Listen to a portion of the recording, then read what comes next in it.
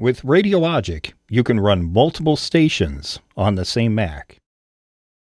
Here we have a new M4 Mac Mini baseline that I picked up on sale for $500, so it's the baseline with 16 gigs of RAM and 256 gigs of storage. As you can see here in the dock, we have multiple Radiologik icons here, and these are all located in the Applications folder, Radiologik folder, and all I've done here is made multiple instances of Radiologik DJ, but I've done special naming on them to invoke multiple instances so they all use independent settings, independent folders for everything they do. So we have 3 sets here, and all I do is make a copy of each application, add 2 dashes, and then whatever name I want. So let's take a look at some of these. This is the Radiologik Trance station, which is the demo station, which is public. And if we take a look at its Radiologik folder, it's in the music folder Radiologik, the normal location. Let's take a look at the 80s one. Show Radiologik folder, and we can see it's in the music folder, but it's in the Radiologik 80s folder. So, as you can see here in the music folder, there is a different data folder for each instance of Radiologik. One way you can confirm which instance you're actually looking at, because it's not right here in the application menu, is to look in the title, and it will show you which one it is. If you're wondering how to get audio from multiple instances to, let's say, audio hijack, in this case, I'm using loopback.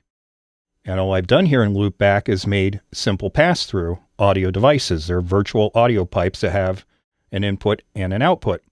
I've named one 80s, and I've named one trance. I've got another one here that's on for the house station. I do Christmas music on to a little C-Crane home FM transmitter. I have that off right now. And we'll quit loopback for now. So we would just go in the settings for Radiologik and to the audio I/O, and our output is to 80s. Back at the trance one, go back into settings, take a look at the audio I/O, and that one is set to trance. So let's take a look at audio hijack. In audio hijack, we actually have 3 stations running here. This one is actually picking up over the air, and this station is in a different location, but it happens to be running Radiologik as well, which shouldn't be any surprise, I guess, right? But we are locally running this 80s one. We're locally running this trance one, and then we're just encoding audio and sending to an IceCast server for the over-the-air station. Take a look at the 80s one.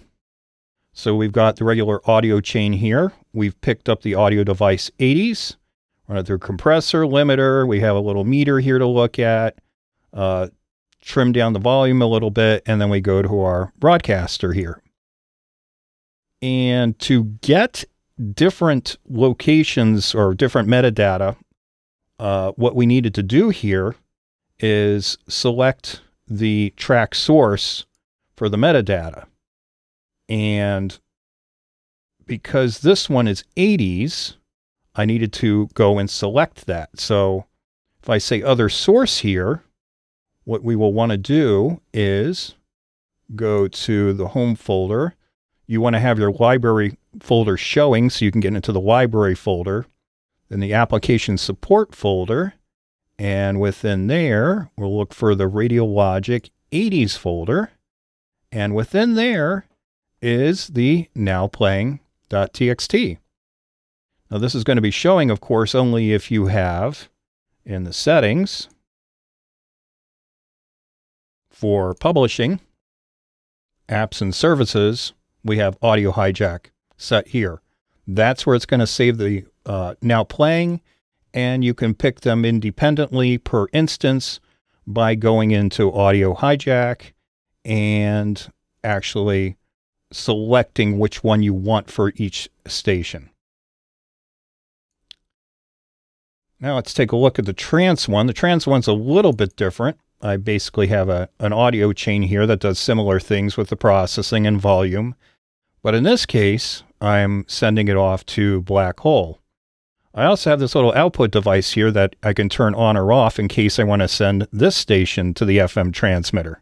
I think right now, look at the 80s one, I'm actually sending the 80s to the FM transmitter right now, but I could just turn this block off and change my station in the house to be an 80s station, a Christmas station, or a trance station, or whatever I want to do.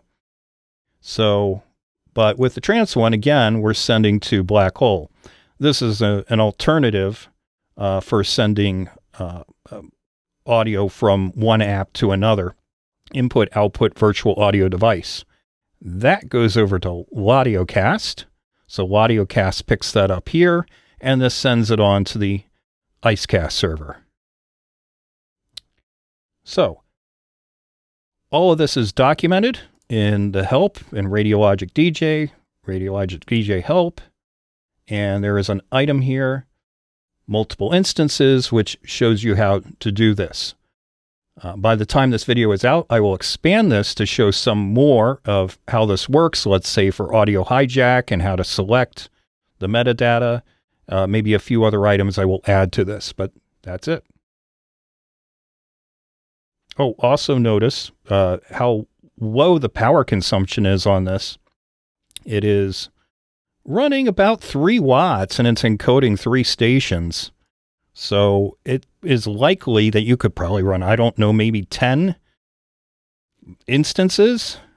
Just realize that to do this, for every station that is public, has a public audience, not including your home stations, but every one that is a public audience, you will need a separate license for that instance.